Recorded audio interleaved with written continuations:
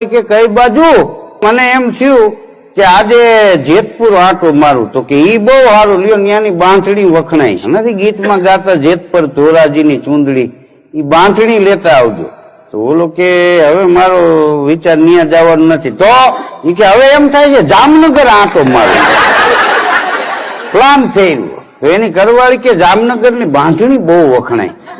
અને ત્યાંના પાન એટલા બધા મસ્ત ઈ કે પાન લેતા આવજો બાંધણી બેક લેતા આવજો તો ઓલો કે હવે ત્યાં જવાનો વિચાર નથી